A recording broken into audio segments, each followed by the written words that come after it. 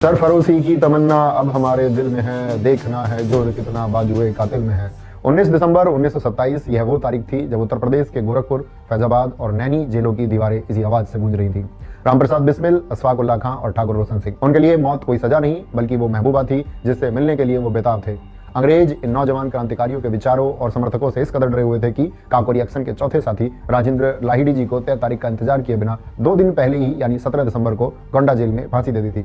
लेकिन जब फांसी देने के लिए जेलर उन्हें कालकोठरी लेने गया तो उसने देखा कि राजेंद्र लाहिड़ी जी पसीने से लथपथ होकर कसरत कर रहे थे। जेलर ने हैरान होकर के पूछा, मरने से पहले लाहिड़ी तुम कसरत क्यों कर रहे हो? तो राजेंद्र लाहिड़ी जी ने हंसते हुए जवाब दिया था, ताकि अगले जन्म में मुझे एक मजबूत शरीर मिले और मैं वापस आकर अंग्रेजों को भारत से खदेड़ सकूं।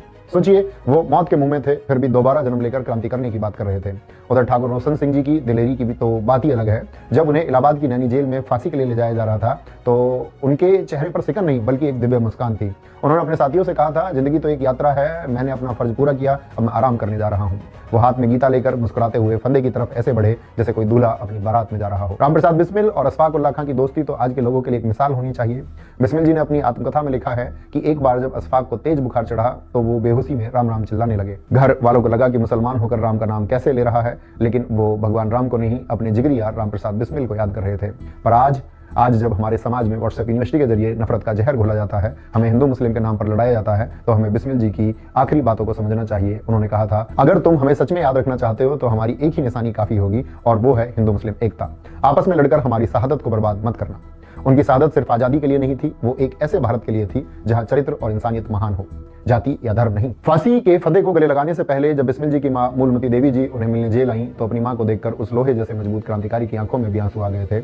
एक साधारण मां होती तो शायद रो पड़ती, लेकिन वो बिस्मिल की मां थी। उन्होंने डांटते हुए कहा, मैं तो समझती थी मेरा बेटा शेर है, अगर रोना ही था तो इस रास्ते पर कदम क्यों रखा? तब बिस्मिल जी ने हंसते हुए कहा था, मां ये आंसू डर के नहीं है, ये तो इसलिए है कि तुम्हारे जैसी शेरनी मां मुझे अगले जन्म में मिलेगी या नहीं।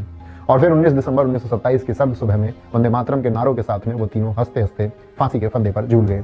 प्यारे साथियों, आज उन शहीदों को नमन करते हुए खुद से एक कड़वा सवाल पूछना, जिस आजाद भारत के लिए वो कुर्बान हुए, क्या ये वही भारत है जहां आज भी लोग धर्म जात पात के नाम पर लड़ते हैं, जहां भ्रष्टाचार को हुनर और ईमानदारी को बेवकूफी समझा जाता है? सच्ची श्रद्धांजलि क्रांतिकारियों की मूर्तियों पर फूल चढ़ाने में नहीं है, सच्ची श्रद्धांजलि तब होगी जब हम नफरत फैलाने वालों की कठपुतली बनने से इनकार कर देंगे, जब हम किसी के बहकावे में आने के बजाय अपने विवेक का इस्तेमाल करेंगे, जब हम किसी के पीछे आंख मूंद कर चलने वाली भीड़ नहीं बल्कि खुली आंखों से सच देखने वाले नागरिक बनेंगे, जब हम सही को सही और गलत को गलत कहने की हिम्मत करेंगे। अपने अंदर के बिस्मिल और अशफाक को जगाइए, क्योंकि मुर्दा इंसान लहरों के साथ बहता है पर जिंदा इंसान लहरों को चीर कर आगे बढ़ता है। काकोरी के अमर शहीदों को मेरा सत सत नमन। जय हिंद, जय मां सरस्वती।